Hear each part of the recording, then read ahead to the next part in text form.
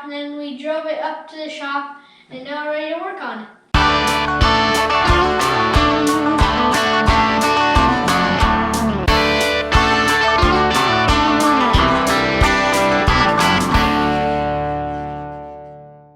Now that you can see the truck better, it's a 1997 Chevy C1500 with absolutely zero options. It's as basic of a truck as you can get.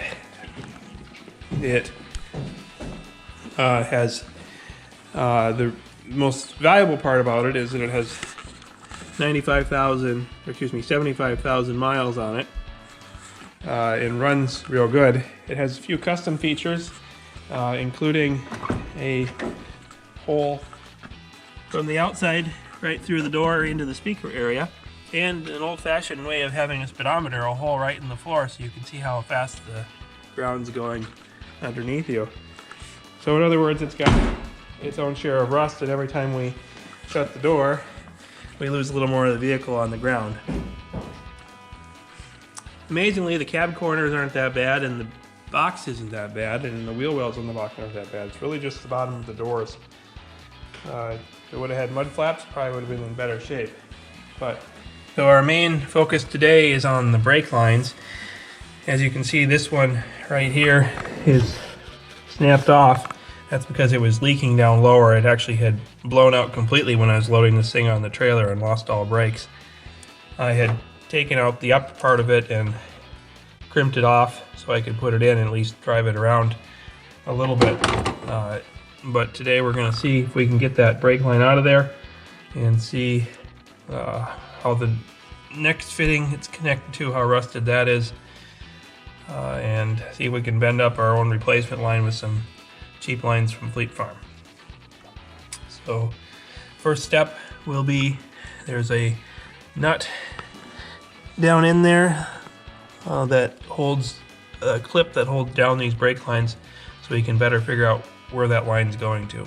So on our other projects working under the lift, we were always getting tools all over the place. So we got a new smaller toolbox that we can roll easily under the lift and around to keep all of the main tools we're using more organized. At least the idea or concept is. All right, got a long extension on here. Yep. So there's little grooves in the bottom of that the lines run through. Now you can see this line here goes to right here. The connection right there. And we need to take that apart, hopefully without breaking it, because from there the longer part of the line goes down and through across to the other side. So it might be easier to do from the other underside here. Take that apart.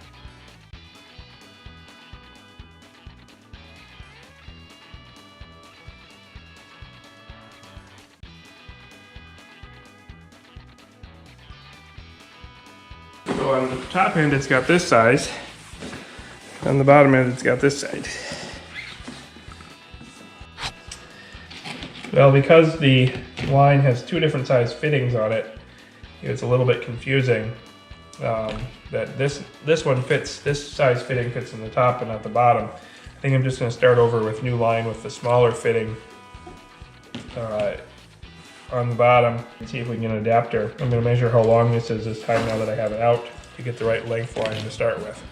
So we're just going to get an approximate length of the whole thing. So this 5 inches to there. About 16 inches, 22, 26, 29, 31, 33, 35, about 37 inches, 36 inches or so.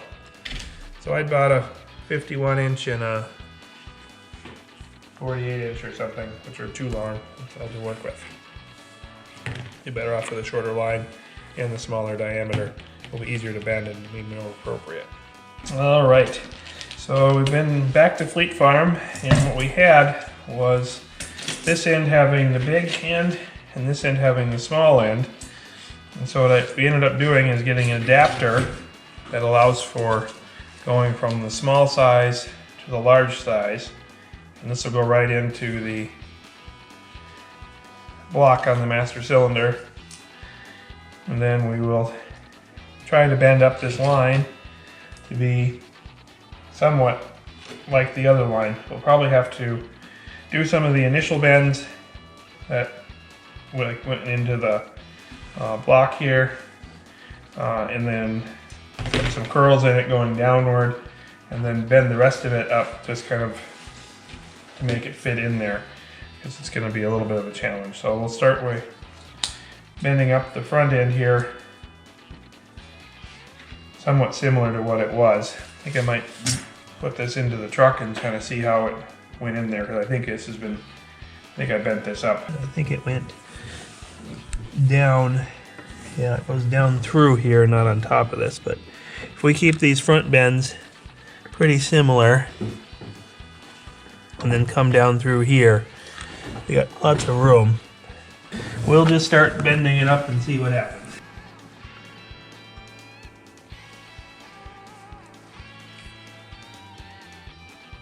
And that keeps it from kinking as you bend it.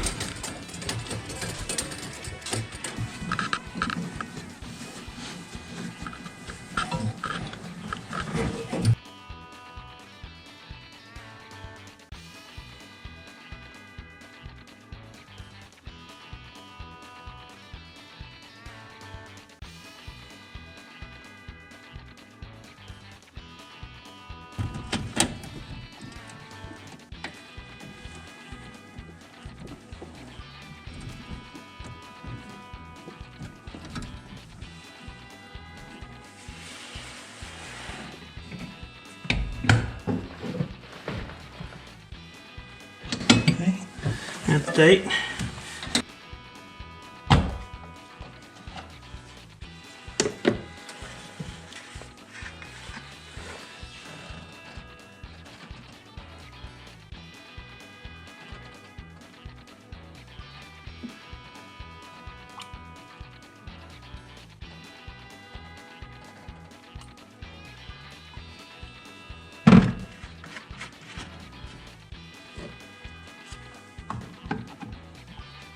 Okay.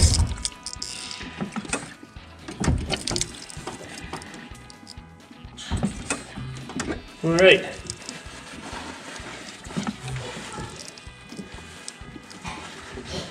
We got it hooked up.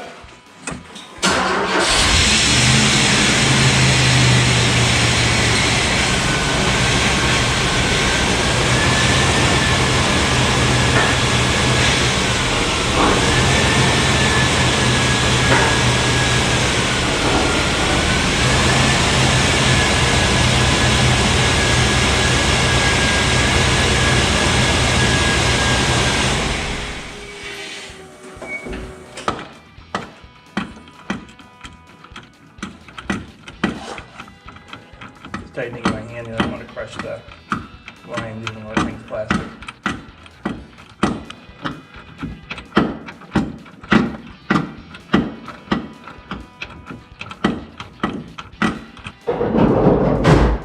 This thing is called the heat shield, and it's all loose. I don't know, I could try to crimp these things that are supposed to hold it better, else we could just take it off. Trying to hold it, but it's really noisy when you're driving it around. How nice that would be if that was how it works.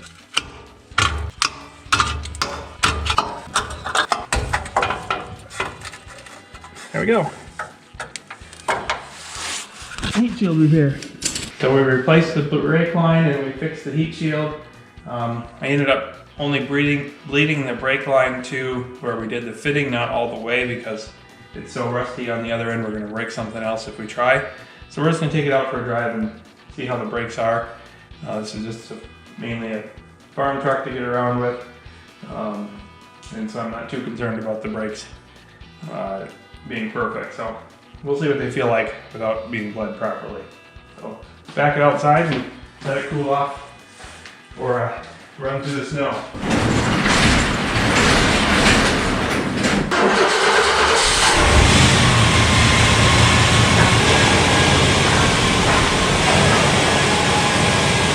Feel for the brakes. They're gonna get like that. That's better. Pretty even braking, and it doesn't feel too bad. The traction we have.